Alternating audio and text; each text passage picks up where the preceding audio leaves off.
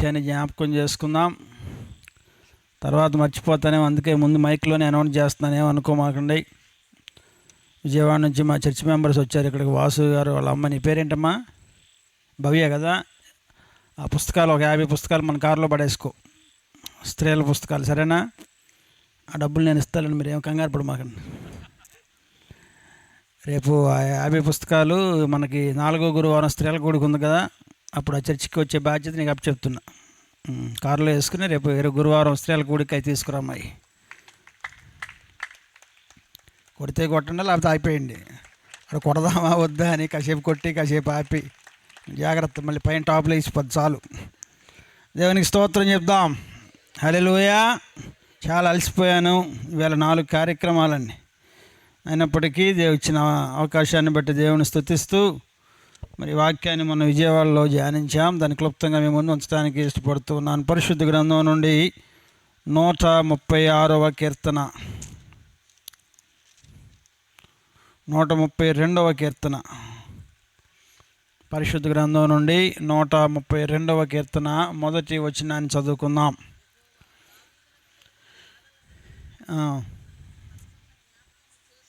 చాలమ్మా, నేను చదువుతున్నాను, వినండి. యెహోవా, దావీదునకు కలిగిన బాధలన్నిటినీ అతని పక్షమున జ్ఞాపకము చేసుకొనుము.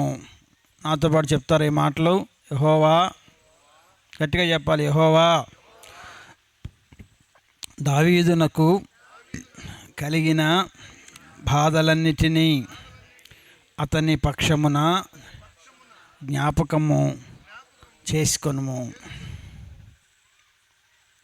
దావీదుకు బాధలు కలగటం ఏంటండి?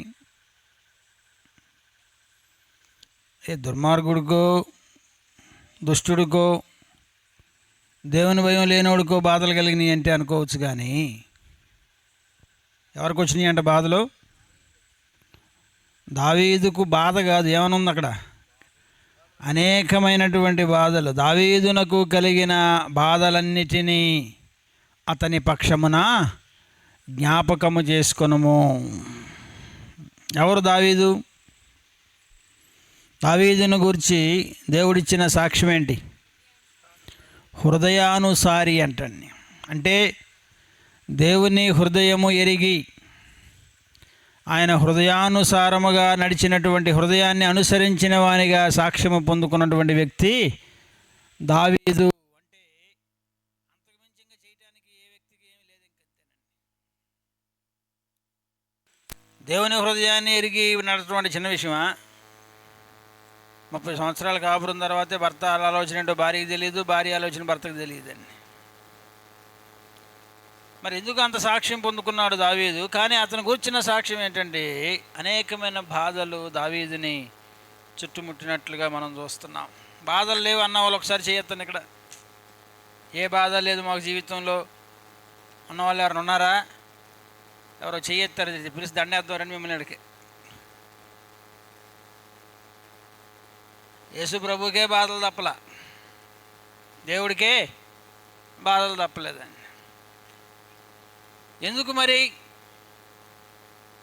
దేవుణ్ణి ఎందుకు నమ్మాలి మరి బాధలు కలిగినప్పుడు? ఎందుకు దేవుణ్ణి వెంబడించాలి? దేవుణ్ణి ఎందుకు అనుసరించాలి ఇన్ని బాధలు ఉన్నప్పుడు? అంటే దేవుని బిడ్డలారా, మనం ఈ లోకంలో ఉన్నాం. మనము దేవుని బిడ్డలమే, కానీ లోకాధికారి ఎవడు? అపవాది. ఈ లోకము అధికారము అపవాది చేతిలో ఉంది. మనము దేవుని బిడ్డలు, ఈ లోకస్తులమే, ఆదాము పాపముతో ఉన్నవారమే, కానీ దేవుని ద్వారా రక్షించబడి దేవుని బిడ్డలమయ్యాం. కాబట్టి మనం ఎవరికి వ్యతిరేకులమయ్యాం? సాతానుకు వ్యతిరేకులమయ్యాం. కాబట్టి అపవాది ఏం చేస్తాడంటే, ఎవరిని మృంగుదునా అని గర్జించు సింహం వల్ల ఏం చేస్తాడు? ఎదురు చూస్తూ ఉంటాడంటండి. ఇంకా లోతుగా వెళ్ళను, కానీ ప్రశ్న ఏంటంటే, దావీదుకే బాధలు వచ్చినప్పుడు మరి దేవుణ్ణి ఎందుకు వెంబడించాలి క్రైస్తవునిగా? నాకెందుకు? నాకు దావీదుకే బాధలు వచ్చినప్పుడు నాకు కూడా వస్తాయి కదా. నేనే మాత్రపు వాడిని. మరి ఇలాంటి పరిస్థితులు ఏం చేయాలి? దేవుని వాక్యం చెప్తుంది ఏమనంటే, నీతిమంతునికి కలుగు ఆపదలు అనేకములు అంటండి. మోషే సాక్ష్యం ఇస్తాడు, యెహోవా మా దాగుచోటు నీవే. కీర్తనకారుడు అంటాడు, మా దాగుచోటు నీవే. దావీదు అంటాడు, యెహోవా నా కాపరి, పచ్చిక గల చోట్ల ఆయన నన్ను, గడాంధకారపు లోయలలో నేను సంచరించినను భయపడను. కాబట్టి ఈ ప్రయాణాల్లో ఒక సత్యాన్ని ఆత్మీయ జీవితంలో మనం జ్ఞాపకం చేసుకోవాలి. ఈ లోకంలో ఒక లోకస్తుని ప్రయాణం ఉంటుంది, అలాగే ఒక ఆత్మీయుని ప్రయాణం కూడా ఉంటుందండి. రెండిటికి వ్యత్యాసం ఉంది. నమ్మిన వాళ్ళు దేవునికి స్తోత్రం చెప్పండి అందరూ. లోకస్తుని ప్రయాణము, ఇంకొకటి ఎవరి ప్రయాణం? మన ప్రయాణం, అంటే ఆత్మీయుని దేవుని ఎరిగిన వారి ప్రయాణం అండి, జీవిత ప్రయాణం. రెండిటికి వ్యత్యాసం ఏంటంటే ఆత్మీయునికి సమస్యలు రావని వాక్యం చెప్పటం లేదు, కానీ లోకస్తునికి ప్రయాణములో అనేకమైన బాధలు రావచ్చు, కానీ ఆత్మీయునికి దేవుని కృప ఉంటుంది. ఆత్మీయ ప్రయాణంలో లోకస్తునికి లేని ఒక గొప్ప ఆధిక్యత ఏంటంటే దేవుని బలం ద్వారా మనం బలపరచబడగలిగినట్లుగా దేవుడు మనకు సహాయం చేస్తాడు. నమ్మిన వాళ్ళు దేవునికి స్తోత్రం చెప్పండి. అందుకే పౌలు సాక్ష్యం ఇస్తాడు, నేను ఎప్పుడూ బలహీనుడను అప్పుడే బలవంతుడను. నేను ఎప్పుడు బలహీనప్పుడు బలవంతుడు ఏంటండి? పిల్లలిద్దరూ కొట్టుకుంటున్నారండి. ఒక పెద్ద దాంట్లో బలమైనవాడు చిన్నవాడిని చిత్త కొట్టేస్తున్నాడు. ఈలోపు ఆ బలహీనుడు వాళ్ళ నాన్నగారు పక్క వచ్చారంటండి. అవుతాడు ఏమన్నా? ఎక్కడలేని బలం వచ్చింది. ఇందాకేమో వీక్గా ఉన్నావు ఏంటంటే ఇప్పుడు మా నాడి పక్కన ఉన్నాడు, ధైర్యం వచ్చిందండి. దేవుని బిడ్డలారా, ఆత్మీయ ప్రయాణం అంటే సమస్యలు రావు, ఇబ్బందులు రావు అని కాదు, కానీ అవి ఏవైనప్పటికీ దేవుని కృపను వెంటాడుతూ ఉంటుంది. ఆ గొప్ప సాక్ష్యమే, గొప్ప అనుభవాలే దావీదు జీవిత సాక్ష్యము. దేవునికి స్తోత్రం చెప్పండి అందరూ. క్లుప్తంగా చెప్తాను, చాలా క్లుప్తంగా, 20 నిమిషాల్లో ముగిచ్చేస్తానండి. దావీదు జీవితం అన్నీ కూడా సమస్యలే, ప్రారంభము నుండి తన ముగింపు వరకు అండి. సమూయేలు మొదటి గ్రంథం చూడండి, 17వ అధ్యాయం. సమూయేలు మొదటి గ్రంథం 17వ అధ్యాయం 14వ వచనం. దావీదు కనిష్ఠుడు, పెద్దవారైన ముగ్గురు సౌలు వెంటను పోయి ఉండిరి గాని దావీదు బెత్లెహేములో తన తండ్రి గొర్రెలను మేపుచు సౌలు నొద్దకు తిరిగి పోవచ్చు వచ్చుచూ ఉండెను. చూసారా దావీదు ఆరంభం? తండ్రి అయిన యెషయాకు గొర్రెలు ఉన్నాయండి. దావీదుకి అన్నలు ఉన్నారు. తండ్రి పిలిచి అన్నలతో ఏమన్నాడంటే, రే మీరందరూ పెద్దవాళ్ళు కనుక మీరందరూనేమో సైన్యంలో చేరండి అని దావీదుని పిలిచి ఏమన్నాడంటే, రే నువ్వు ఆఖరోడు కనుక మరి గొర్రెలను ఎవరు చూసుకుంటారు, నీకు సైన్యం కుదరదు, నువ్వు వెళ్ళి గొర్రెలు మేపుకోమన్నాడండి. అందరినీ చదువుకోమని చెప్పి దాన్ని పని చేయమంటే ఊరుకుంటారు ఎవరన్నా ఈ రోజుల్లో? ఆఖరి వాడొకటాన్ని బట్టి ప్రారంభంలోనే తన జీవితం ఒక ప్రత్యేకత అయిపోయిందండి. నేనెందుకు వెళ్ళకూడదు సైన్యానికి, నేనెందుకు రాజు భోజనం చేయకూడదు, నేనెందుకు సైనికత్వాన్ని మరల్చుకోకూడదు, నేనెందుకు ఈటి వేయకూడదు, నేనెందుకు విల్లు విరగదీయకూడదు. ఎందుకని దావీదు అనుకుని ఉంటాడు, కానీ పరిస్థితులను బట్టే, కానీ ఆఖరి వాడు అవటాన్ని బట్టి తండ్రి మాటను కాదనలేకపోయాడు, గొర్రెల వైపుకి వెళ్ళాడు. కానీ అన్నలకు లేని కృప దేవుడు ఎవరికి ఇచ్చాడు? దావీదుకి ఇచ్చాడు. దేవునికి స్తోత్రం చెప్పండి అందరూ. హల్లెలూయా. శ్రమ. ఈ రాత్రి మీరు ఎవరైనా ఒకవేళ మీరు తక్కువ చేయబడ్డారనో, మీకు న్యాయం జరగలేదనో, తక్కువగా చూస్తున్నారనో ఒకవేళ మీరు అనుకున్నట్లయితే, సరైన ఆధిక్యత వివాహ విషయంలోనో, ఉద్యోగ విషయంలోనో, వ్యాపార విషయంలోనో, అది ప్రేమించబడే విషయంలోనో మీరు అవమానపరచబడినారంటే అది జ్ఞాపకం చేసుకో. లోకము సమాజం అవమానపరచొచ్చేమో కానీ దేవుడు నన్ను విడిచిపెట్టే దేవుడు కానీ కాదండి. కానీ నువ్వేం చేయాలంటే దావీదు గొర్రెలను మేపుతూ దేవునితో సహవాసాన్ని పెంపొందించుకోవటం మొదలుపెట్టాడు. ఎక్కడ హడావుడిగా పని ముగించుకుని ఇంటికి వెళ్ళిపోదామని చెప్పి అనుకోలేదండి. ఏదో పడ్డామని ఏదో ఊరికి గడిపేద్దాం ఇక్కడ అనుకోలేదు. గొర్రెలు మేపుతూ ఉండగా పాటలు పాడుతూ ఉండేవాడు, దేవునితో సహవాసం చేస్తూ ఉన్నాడు, దేవుని స్తుతిస్తూ ఉన్నాడు, ప్రార్థన చేస్తూ ఉన్నాడు. ఒక్కసారి ఆ ప్రభావం ఏంటో కనపడింది. దేవుడు దావీదుని సింహము నోట నుండి,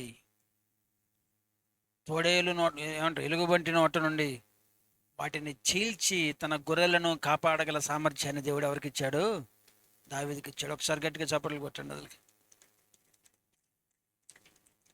ఎవరు వదిలిపెడితే ఏంటండి? మిమ్మల్ని ఎవరున్నారు మీ పక్షాన?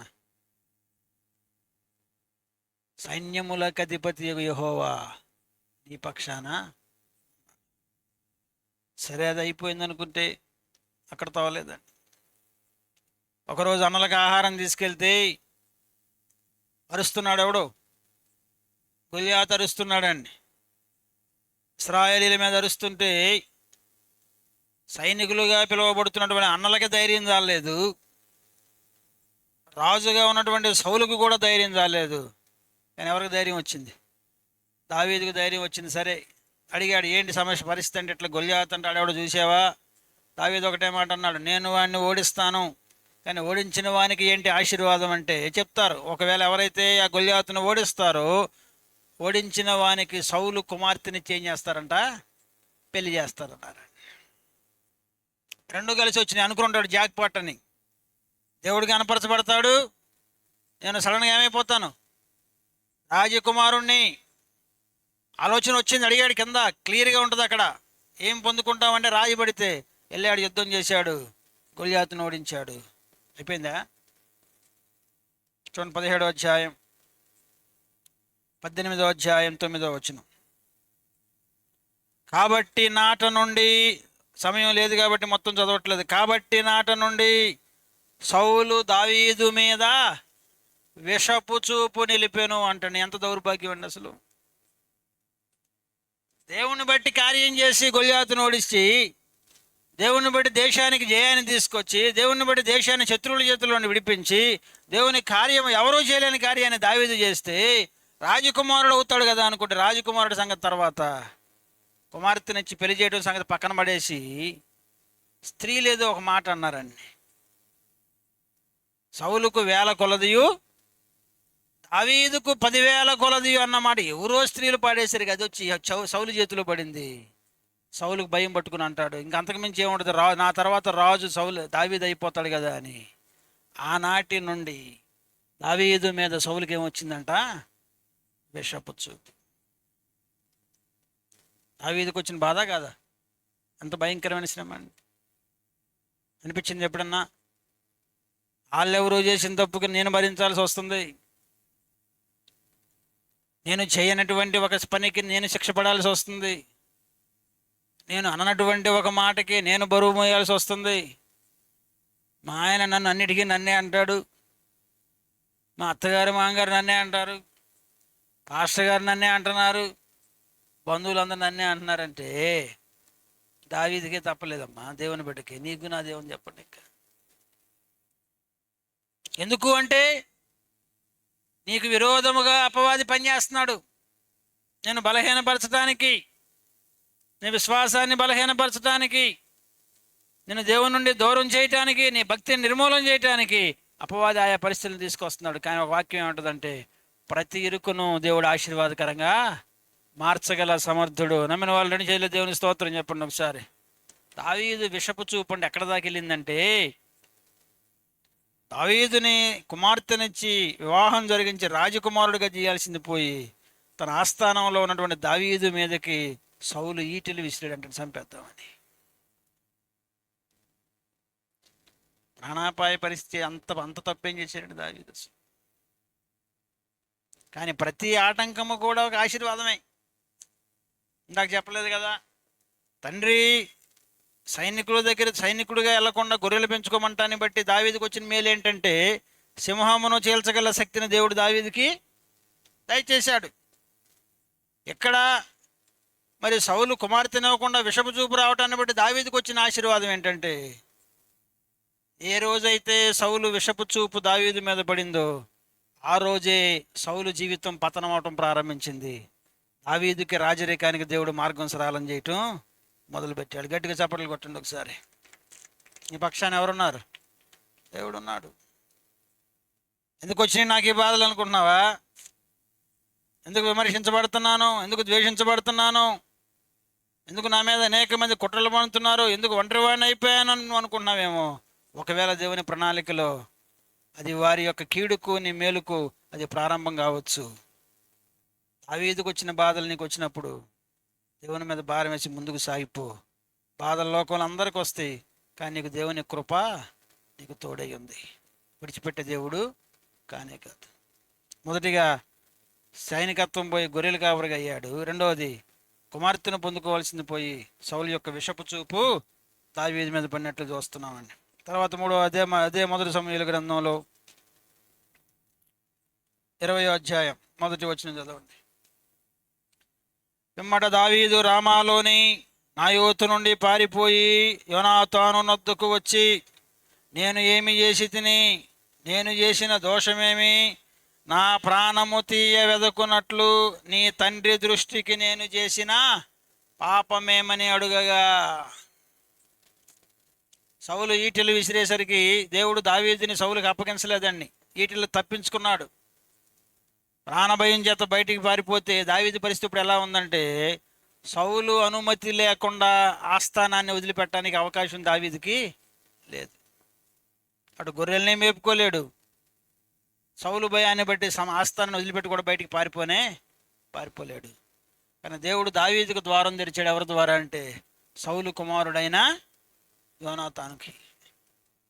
అందుకే తర్వాత బిజినెస్ మీటింగ్లో యోనాతాను దావీదు లేకపోయేసరికి సౌలు ఎవరిని అడుగుతున్నాడు?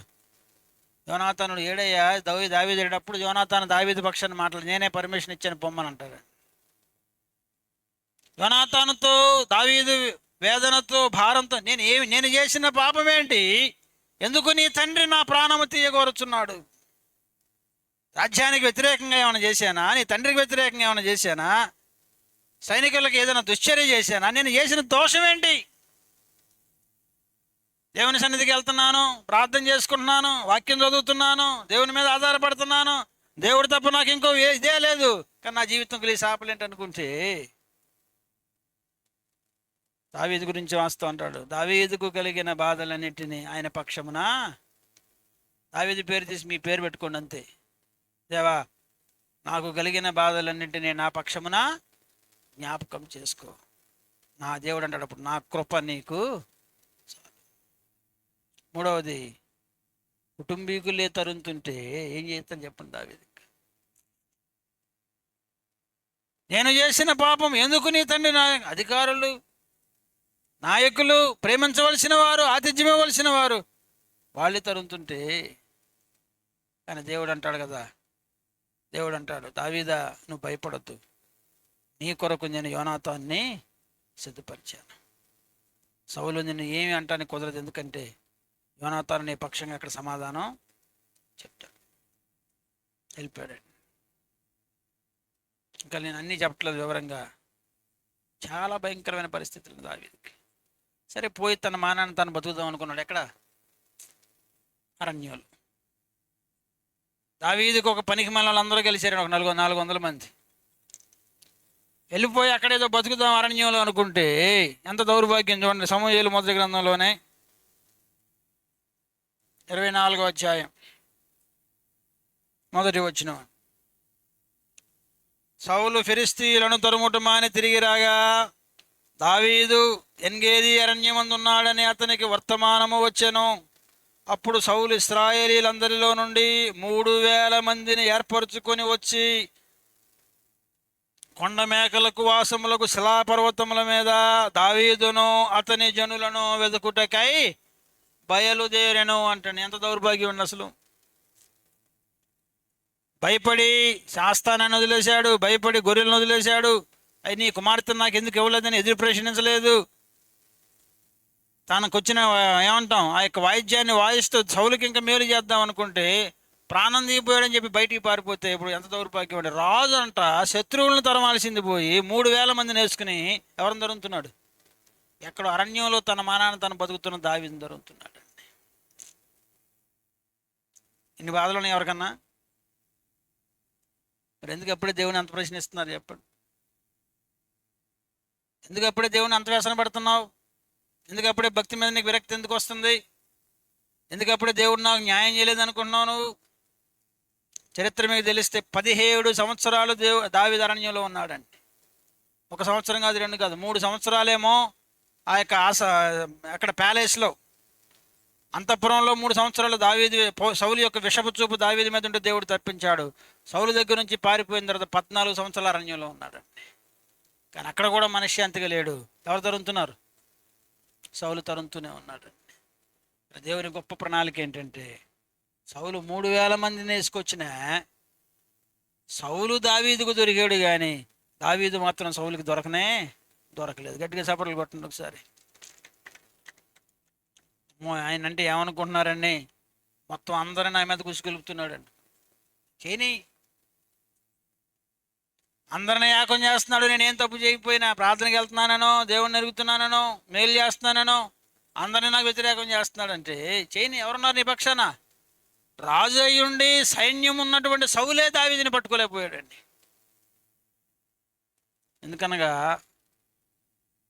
మహోన్నతుని చాటున నివసించువాడు సర్వశక్తుని నీడను విశ్రమించేవాడు. ఏ శక్తి నీడలో? సర్వశక్తిమంతుడు. కరెక్ట్గా దావీదు ఉన్న టయానికి వచ్చేసరికి సౌలుకి నొప్పి వచ్చింది, బయటకు పోయాడు. తర్వాత నిద్రపోతుంటే కరెక్ట్గా దావీదు బయటకు వచ్చాడు. ఎంతసేపటి సౌలుని చంపాలంటే? కానీ నీలో ఆ బుద్ధి లేదు కాబట్టి దేవుని ఏం చేస్తున్నాడు? హెచ్చిస్తున్నాడు. అయిపోయింది. సరే, ఏదో ఒకటి 14 సంవత్సరాల సౌలు చచ్చిపోయాడు. హెబ్రోను నుండి పెద్దలు, ఇంకా వాక్యాలు చూపించిన టైం లేదు, పెద్దలు దావీదు దగ్గరికి వచ్చి అంటారు, దావీదా, నిన్ను తరుముతున్న సౌలును అతని కుటుంబీకులందరూ ఏమయ్యారు? చనిపోయారు. కాబట్టి నువ్వు హెబ్రోనుకు వచ్చి మమ్మల్ని పరిపాలించు అని చెప్పి దావీదుని తీసుకెళ్లి హెబ్రోన్లో రాజరికం మొదలుపెట్టించారు. అమ్మయ్య, సమస్యలు తీరినాయా? రాజరికం వచ్చింది, హాయిగా ఉన్నాను అనుకుంటే ఈలోపే స్వంత కుమారుడు అబ్షాలోము ఏం చేశాడు? తిరుగుబాటు చేశాడు. ఎవరు తిరుగుబాటు చేసింది? అప్పుడేదో సౌలు మాట తెప్పాడు అనుకుంటే సరే, సౌలు దూర పొందు లేకపోతే అనుకోవచ్చు. ఇప్పుడు సొంత కుమారుడు, తన రక్తము ద్వారా పుట్టినటువంటి బిడ్డ, వాడిని పెంచి పెద్ద చేసిన తర్వాత చివరికి వాడే అబ్షాలోము ఏం చేశాడు? సౌలు మీద తిరుగుబాటు చేశాడు. దావీదు మీద ఎంత బలహీన, ఎంత అవమానం అంటే, అరణ్యములో 400 మందిని వేసుకుని ఫిలిస్తీయుల్ని అనేక మందిని ఓడించిన సౌలు, దావీదు అబ్షాలోమును బట్టి అంతఃపురాన్ని వదిలి పారిపోవాల్సి వచ్చింది. పారిపోతున్నాడు ఎవడో అన్నాడు, అవమానపరిచాడు. దావీదు ఏం మాట్లాడలా. కానీ ఎవరు వదిలిపెట్టలేదు దావీదుని? చెప్పండి, ఎవరు వదిలిపెట్టలా? దేవుడు వదిలిపెట్టలేదు. చివరి దేవుడు ఏం చేశాడంటే, దావీదు తన కుమారుణ్ణి చంపాడని నింద కూడా రాకుండా ఉండేటట్లుగా, అబ్షాలోముయే తన తప్పిదాన్ని బట్టి చనిపోయేటట్లు మస్తకి వృక్షం కింద అబ్షాలోము ఏమైపోయాడంట? వేలాడదీయబడుతూ ఉండగా ఈటెలు వేసి చంపేశారు అబ్షాలోముని. తిరిగి మళ్ళీ దావీదు ఏమయ్యాడు? రాజు అయ్యాడు. అదెందుకని దేవుడు అదెందుకు ఎలా చేశాడంటే, నాకు చెప్పుకుంటూ వచ్చాను, మరి అన్నీ చెప్పలేదు. ప్రతి దానికి ఒక ఆశీర్వాదమే. అబ్షాలోము దావీదు మీద తిరుగుబాటు చేసి దావీదును తరుముటను బట్టి తిరిగి మరలా దావీదు ఎప్పుడైతే రాజు అయ్యాడో, ఇక రాజ్యములో ఎవరికి కూడా దావీదు మీద తిరుగుబాటు చేయాలనే ఆలోచన కూడా రాలేదండి. ఎందుకంటే దావీదు పక్షాన ఎవరున్నారు? దేవుడు ఉన్నాడు. సొంత కొడుకు అంత బలమైనటువంటి అబ్షాలోము ఏం చేయలేకపోతే నేనేం చేయగలను? ఎందుకు లేదని కుటుంబాలు ఎంత పోరాటం లేదు ఈవేళ. అందులో భక్తి చేసేవాళ్ళు ఇంకా తేలికండి. ఒకే కుటుంబంలో లోకస్తులు భక్తి చేసేవాళ్ళు ఉంటే, భక్తి చేసేవాడు ఎవరికి లోకువా? దేవుని భయం లేనివాడికి భక్తి చేసేవాడు చాలా లోకువైపోతున్నాడు. ఏం పర్లేదు, దావీదు కంటే ఎక్కువ బాధలు మనకేం లేవు. దావీదు బాధలన్నిటిలో దేవుడు జ్ఞాపకం చేసుకున్నాడు. నిన్ను కూడా ఎవరు జ్ఞాపకం చేసుకుంటారు? దేవుడు. ఓపికతో వెళ్ళాలంతే. ఎందుకంటాడు, ఈ నిరీక్షణ మనల్ని ఏం చేయదంట? సిగ్గుపరచదు. గట్టిగా చప్పట్లు కొట్టండి ఒకసారి. ఏంటిది అది? చెప్పండి, ఏంటది? చికెన్ దమ్ బిర్యానీనా? నిరీక్షణ. మీలో చాలామందికి నిరీక్షణ అంటే తెలియదు. విశ్వాసము వేరు, నిరీక్షణ రెండు చాలా వ్యత్యాసం. చాలామంది నాకు విశ్వాసం ఉందని అంటే నేను చెప్పగలను ఇక్కడ మీలో 70 మందికి విశ్వాసం ఉండొచ్చు, 100 మందికి విశ్వాసం ఉండొచ్చు, కానీ 70 మందికి నిరీక్షణ లేదండి అంటున్నాను. ఏమనుకో మీరే కదా ఎక్కడికి వెళ్ళిన అదే మాట చెప్తాను నేను. ఏంటి విశ్వాసానికి నిరీక్షణకి తేడా ఏంటంటే, ఆరోగ్యంగా ఉన్నప్పుడు ఎవరికైనా వ్యాధి వచ్చింది అనుకోండి, క్యాన్సర్ వచ్చింది అనుకుందాం, ఊరికి ధైర్యంగా చెప్తా వెళ్ళి, దేవుడు గొప్పవాడు బ్రదర్, స్వస్థపరుస్తాడు, నువ్వేం భయపడమాక, నేను నమ్ముతున్నాను దేవుడిని కార్యం చేస్తాను, నువ్వు కూడా నమ్ము. యెహోవా అంటే ఎవరు అనుకున్నావు? యెహోవా రాఫా. యెహోవా రాఫా అంటే స్వస్థపరిచే దేవుడిని బ్రహ్మాండంగా సాక్ష్యం చెప్తామండి. ఈ లోపేదో నీ కడుపులో నొప్పి వస్తుంది, హాస్పిటల్కి తీసుకెళ్తే డెంగ్యూ అంటారు, తర్వాత సర్జరీ అంటారు. ఏమైంది విశ్వాసం? ఇప్పుడు విశ్వాసం అనేది నిరీక్షణ ఇవ్వాలి. ఎందుకనంటే విశ్వాసం అంటే నీ సాక్ష్యం, దేవుడిని నమ్మటం. నిరీక్షణ అంటే ఆ దేవుడు నీ జీవితంలో కార్యం చేస్తాడని నమ్మటం, దాన్ని ఎదురు చూడటం, దాన్ని ఏమంటాం? నిరీక్షణ. నిరీక్షణ ఆ కాలం వరకు నిన్ను ఓపికతో నడిపించగలగలేనప్పుడు విశ్వాసం ఉండి ప్రయోజనము లేదు. లోకంలో నువ్వు నేను లోకంలో 10 మంది నమ్ముతున్నాను యేసుప్రభు దేవుడు అని. వాళ్ళకి నీకు నాకు తేడా ఏంటంటే, వాళ్ళకి నిరీక్షణ లేదు, మనకేముంది? నిరీక్షణ లేదు కాబట్టి మందిరానికి రాలేకపోతున్నారు. ఎనివే, సరే అయిపోయింది, వచ్చాడు దావీదు అనుకుంటే అన్నీ అంతరంగ పోరాటాలన్నీ అయిపోయినాయి. కానీ అప్పుడు మొదలుపెట్టాడు దావీదు, తన జీవితాంతం వరకు యుద్ధాలు చేస్తూనే ఉన్నాడండి. సౌలు యొక్క రాజరికములో తన రాజ్యము చాలా చిన్నదే, కానీ దావీదు చక్రవర్తి అయిన తర్వాత హెబ్రోనులో పరిపాలన మొదలుపెట్టి యెరూషలేములో అంతఃపురం కట్టి అక్కడ కనానీయులు, హిత్తీయులు, యెబూసీయులు, ఫిలిస్తీయులు ఎవరు కనబడితే వాళ్ళని దాడి చేయటం, దేవుని దగ్గర విచారం చేయటం, యుద్ధం చేయటం, ఓడించటం, స్వతంత్రించుకోవటమేనండి. దావీదు జీవితం ముగింపుకు వచ్చేసరికి దావీదు ఇశ్రాయేల్ రాజ్యం మహాసామ్రాజ్యం అయిపోయింది. గట్టిగా చప్పట్లు కొట్టండి ఒకసారి. కానీ దావీదు జీవితం అంతా ఏమున్నాయి? జీవితం అంతా యుద్ధాలే. ఎప్పుడు ఏం జరుగుతుందో తెలియదు, ఏ శత్రువు ఏ ప్రక్క నుంచి ఏ రీతిగా బలహీనపరుస్తాడో తెలియదు. కానీ దావీదుకు కలిగిన బాధలన్నింటిని ఎవరు జ్ఞాపకం చేసుకున్నారు? లోకస్తుడైతే వీటన్నిటిని బట్టి నలిగిపోయేవాడే, కానీ ఆత్మీయ ప్రయాణంలో లోకస్తునికి లేనిది నీకున్నది ఏంటంటే దేవుని కృప నీకు తోడుగా ఉంది. దేవుని కృప నాకుందన్న వాళ్ళు గట్టిగా చేసి స్తోత్రం చెప్పండి ఒకసారి. హల్లెలూయా. గొర్రెల కాపరిగా అయినా సరే, గొలియాతునైనా సరే, నా ప్రజలు మాట తప్పినా, నన్ను అవమానపరిచినా, నన్ను హేళన చేసినా, నా మీద విషపు చూపు చూపినా, నా బంధువులే నాకు వ్యతిరేకమైనా, లేకపోతే అందరూ కలిసి నా మీద దాడి చేసినా, నేను దేవుని విడిచిపెట్టను. ఎందుకంటే దేవుని వాగ్దానం నాకుంది, ఆయన నమ్మదగిన దేవుడు. ఆ విశ్వాసంతో కూడా నిరీక్షణ నీకుంటే దేవుడు నిన్ను గొర్రెల కాపురం ఎక్కడ తీసుకెళ్ళగలడు? మహాచక్రవర్తికి తీసుకెళ్ళడు. కానీ మన బ్యాడ్ లక్ ఏంటంటే, మన దౌర్భాగ్యం, మధ్యలోనే ఆగిపోతున్నాం, వెళ్ళలేకపోతున్నాం. సౌలే నా మీద విద్యుత్ తిరిగితే ఇంకా నేను ఎందుకు సేవ చేయాలి, వెళ్ళిపోతున్నా వెనక్కి. ప్రేమించాల్సిన వాళ్ళే నా మీద విషపు చూపు చూపితే నేను ఎలా బ్రతకాలి? చివరికి నన్ను బాగా వేధించిన మరొక సత్యం దావీదు జీవితంలో ఏంటంటే, సరే దావీదుకి లోకానుసారంగా ఎన్ని శ్రమలు ఎన్ని బాధలు వచ్చిన దేవుడు తోడై ఉన్నాడు కదా, అంతటితో చివరికి దావీదు తగిలిన భయంకరమైన దెబ్బ ఏంటంటే దేవుడు కూడా దెబ్బ కొట్టాడు దావీదుని. యుద్ధాలన్నీ గెలిచి చక్కగా అంత బాగా అన్నీ సెట్ అయిపోయిన తర్వాత దావీదు అంటే, దేవా నీ కొరకు నేను ఏం కట్టించాలి? బ్రహ్మాండమైన మందిరం కట్టించాలనుకుంటున్నానంటే దేవుడు అన్నాడు, యు ఆర్ అన్ఫిట్ అన్నాడు. అంతేనండి, ఒకటే మాట. నీ చేతులు రక్తముతో తడిసినవి కాబట్టి నువ్వు కట్టడానికి. మరి దేవుణ్ణి ఏమన్నాడు? ఇప్పుడు దేవుడు కూడా పక్షపాతే. నిన్ను నమ్ముకొని నీ మీద ఆధారపడి నీ ద్వారా బలపరచబడి ఓపిక జీవితాన్ని లాక్కొస్తే చివరికి నువ్వు కూడా నన్ను తృణీకరిస్తే ఏమైపోతా నేను? దేవునికి ఆ నిబద్ధత ఉంది కాబట్టి దేవుడు అయ్యాడండి. దేవునికి ఆ నిబద్ధత నీతి లేకపోతే ఆయన దేవుడు అయ్యేవాడు కాదు. వాస్తవమే, దావీదు చేతులు రక్తంతో తడిసినాయి కాబట్టి దావీదు కట్టడానికి అర్హుడు కాదు. అట్లా అని దేవుడు దావీదుని విడిచిపెట్టలే. కానీ దావీదుతో ఒక మాట అంటాడు, నీ కుమారుని ద్వారా నేను ఆ మందిరాన్ని కట్టిస్తాను. గట్టిగా చప్పట్లు కొట్టండి ఒకసారి. కానీ దేవుడు అంతటితో ఆగిపోలేదండి. ఆ తర్వాత దేవుడు అంటాడు, దావీదు, నీవు నా గురించి ఆలోచించావు కాబట్టి నువ్వు మందిరము కట్టొద్దు అన్నమాట వాస్తవమే, కానీ నీ సంతానము తరతరములు భూమిని ఏం చేసుకోబోతున్నారు, స్వతంత్రించుకోబోతున్నారు. నీకు ఒక్కడికే కాదు ఆశీర్వాదం.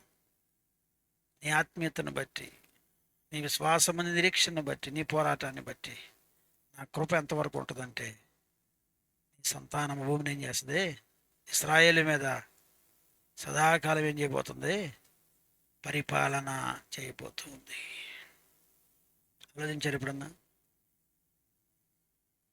నీ భక్తి ఎంత ఓపికతో నువ్వు చేస్తే అంత గొప్ప కార్యం చూడటం మాత్రమే కాదు, నీకు మాత్రమే కాకుండా నీ తర్వాత తరాలకు కూడా దేవుడు ఆశీర్వచనాన్ని నీ ద్వారా ఇవ్వగల గొప్ప దేవుడు, నీతిమంతుడు, నమ్మదగినటువంటి దేవుడు. ఒకసారి చేయతి దేవునికి స్తోత్రం చెప్తాం అందరం. ఈ రోజున మేము ఈ దినాన అనేకమైన ఆశీర్వచనాలు పొందుకుంటున్నామంటే తల్లిదండ్రుల ఆత్మీయ ప్రయాస, పోరాటం, కన్నీరు. కానీ ఒకటి జ్ఞాపకం చేసుకోండి,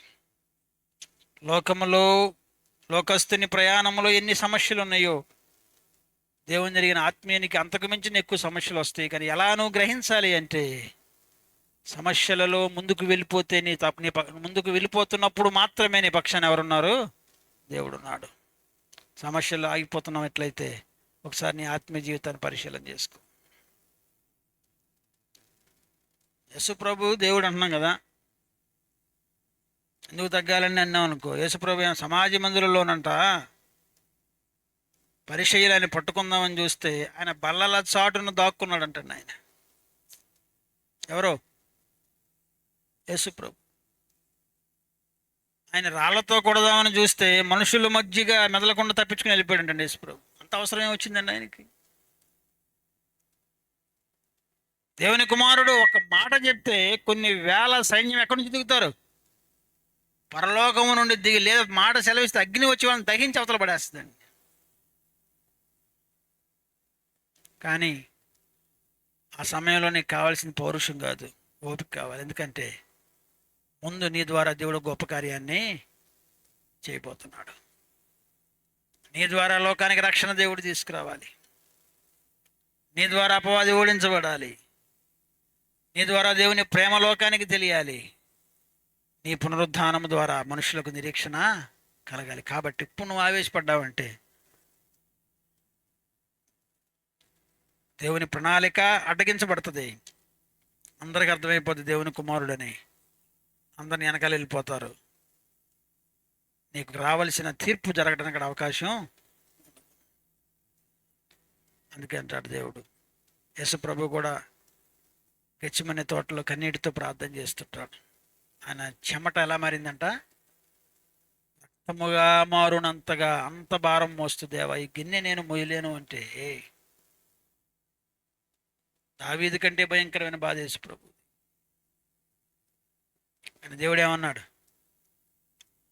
గిన్నె నేను తొలగించు, నువ్వేం చేయాలి, మోయాల్సిందే. దేవునికి స్తోత్రం చెప్పండి ఒకసారి. హల్లెలూయా. మళ్ళీ ఒకసారి చెప్పండి ఇంకా గట్టిగా. ఎప్పుడన్నా ఆలోచించారా, నీవు మోయలేని భారము గనక దేవుడిని మీద పెడితే, నువ్వు భరించలేనటువంటి శ్రమను, భరించలేనటువంటి బాధను, భరించలేని అవమానాన్ని దేవుడిని మీద పెడితే దేవుడు ఏం చేస్తాడు అప్పుడు? ఆ టైంలో నువ్వు పడు అని చూస్తా కూర్చుంటాడా? చాలా అద్భుతమైన మాట ఉంటుంది అక్కడ.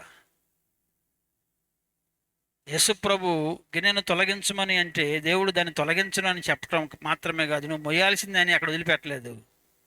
లూకాసు వార్తలో ఉంటుంది, పరలోకము నుండి దేవదూతలు దిగి వచ్చి ఆయనకి పరిచర్య చేశారు. గట్టిగా చప్పట్లు కొట్టండి ఒకసారి. నీవు మోయలేని భారం అని నువ్వు అనుకోవచ్చు, నువ్వు మోయలేవు నిజంగానే. కానీ నేను బలపరచడానికి ఎవరు దిగి వస్తున్నారు? పరలోకము నుండి. కొన్నిసార్లు అంటాం, అసలు ఈ పని నేను ఎలా చేశాను నాకు తెలియదండి అంటే అది నీ సామర్థ్యం కాదు. ఎవరు సహాయం చేశారు? దేవదూతల సహాయం. దేవదూతలను బలపరచడాన్ని బట్టి, దేవదూతలను ఆదరించడాన్ని బట్టి, దేవదూతలకు ధైర్యం ఇవ్వటాన్ని బట్టి, దేవదూతల పరిచర్య అది. దేవదూతలను ఎత్తుకుని వెళ్ళటాన్ని బట్టి నువ్వు ఆ సమస్యను దాటేవు. కానీ నిజంగా అది నువ్వు మొయ్యలేంది, నీ సామర్థ్యానికి మించిన భారం.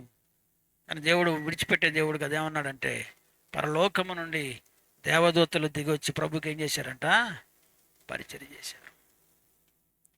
వాళ్ళు ఆ పరిచర్య చేయబట్టే యేసు ప్రభు కొరడా దెబ్బలు తినగలిగాడండి. ఆ సామర్థ్యాన్ని దేవదూతల ద్వారా పొందుకున్నారు కాబట్టి ఆఖరి రక్తపు బొట్టు వరకు ఆయన రక్తాన్ని కార్చాడు. ఆ దేవదూతల ఆదరించడాన్ని బట్టి సిలువలో ఆయన వేలాడదీయబడ్డారు. పౌలు అంటాడు, నీవు భరించగలిగిన దానికంటే ఎక్కువ దేవుడిని ఎప్పుడు శ్రమ పెట్టాడు. ముగిస్తున్నాను దేవుని బిడ్డలారా. దావీదుకు కలిగిన బాధలన్నిటినీ అతని పక్షమున జ్ఞాపకము చేసుకున్నటువంటి దేవుడు గొర్రెల కాపరిగా ప్రారంభించబడిన దావీదు ప్రయాణాన్ని మహాచక్రవర్తికి తీసుకుని వెళ్ళటం మాత్రమే కాదు, తన తరువాత తన తరతరాలకు కావాల్సిన ఆశీర్వచన దేవుడు దయచేశాడు. ఈ రాత్రి ఈ ఆత్మీయ ప్రయాణంలో వ్యాధిని బట్టే కానీ, కుటుంబీకులను బట్టే కానీ, ఉద్యోగాన్ని బట్టే కానీ, లేదా మరొక రైతుగానో నువ్వు వేదన పడుతున్న వానివైతే వాక్యం చెప్తుంది, నీతిమంతునికి కలుగు ఆపదలు అనేకములు, కానీ వాటన్నిటిలో నుండి యెహోవా నిన్ను తప్పించను. ఆయన నీ చేయి విడువడు, నిన్ను విడిచిపెట్టడు. నీ చేయి పట్టి దేవుడు ఏం చేస్తాడు? నడిపించే దేవుడు. దేవుని బిడ్డలారా, వాక్యం బలపరుస్తుందా? దేవుని మాటల ద్వారా ఆదరించబడగలుగుతున్నావా? దేవుని ప్రేమ ద్వారా నూతనపరచబడుతున్నావా? దేవుని కృప ద్వారా బలమైన కార్యాలకు సిద్ధపడగలుగుతున్నావా? పౌలుతో దేవుడు అన్నాడు, నా కృప నీకు చాలు. పౌలు ఏమడిగాడు? ఈ ముళ్ళును తీసేయమంటే దేవుడు ముళ్ళు తీసేయచ్చు కదా. దేవుడు ఏమంటున్నాడు? నా కృప నీకు. ముళ్ళు తీసేయటం మనిషి బెటరా, కృప పొందుకోవటం బెటరా? మీకు అర్థమైనట్టు చెప్పాలంటే, ఏదో అవయవం గాయపరుస్తుంది నేను, లేకపోతే ఒక మనిషి నేను బాధ పెడుతున్నాడు, ప్రార్థన చేశావు, దేవా ఈ అవయవాన్నో లేదా మనిషిని తీసేయమంటే దేవుడు ఏమన్నాడంటే నా కృప నీకు చాలు అన్నాడు. ఆ మనిషిని అట్లాగే ఉంచాడు, లేదా అవయవాన్ని ఏం చేశాడు? ఇప్పుడు ఏమనాలి దేవుడిని? జాగ్రత్త. దేవుడు నిన్ను ఒకవేళ ఆ అవయవాన్నో ఆ మనిషినో తీసేయకుండా దేవుడు ఉన్నాడు అంటే దేవుడు నిన్ను అమితముగా ప్రేమిస్తున్నాడు. నమ్మిన వాళ్ళు గట్టిగా చప్పట్లు కొట్టండి ఒకసారి.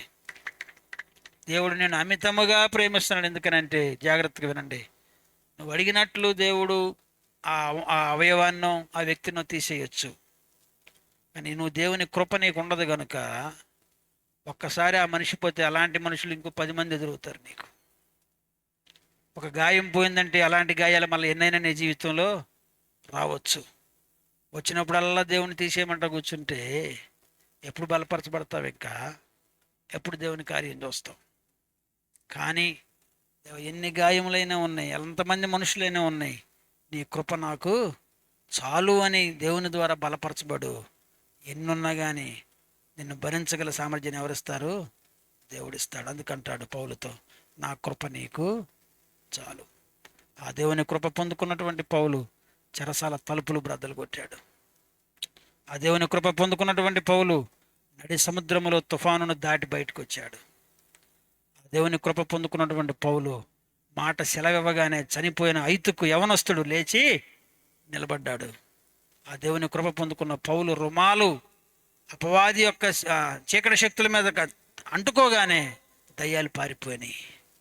పౌలు సామర్థ్యం కాదు, ఎవరి సహాయం అది? దేవుని కృప.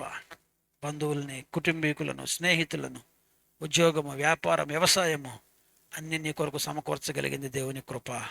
ఈ రాత్రి ప్రభువుని అడుగు, దేవా కొన్నిసార్లు వ్యసన పడుతున్నాను, కొన్నిసార్లు నిర్లిప్తత వస్తుంది అయ్యా, కొన్నిసార్లు ఆత్మీయత నాకు భారం అవుతుంది, కానీ దావీదు కంటే నన్ను ఎక్కువగా నువ్వు శ్రమ పెట్టలేదు. నీ కృప నాకు కావాలి. నా ప్రయాణం అంతా కూడా నీ కృప ద్వారా నేను బలపరచబడి నా కొరకే నీవు సిద్ధపరిచిన ఆ గొప్ప ఆధిక్యత నేను పొందుకోవాలి. నీ వాగ్దానం నా జీవితంలో నెరవేర్చబడాలి. అటు కృప నాకు నీ ప్రభువుని అడుగు. ఆ కృప ద్వారా దేవుడు మనందరినీ బలపరిచి నడిపించునుగాక. ఆమేన్. తలలు వంచి ప్రార్థన చేసుకుందాం.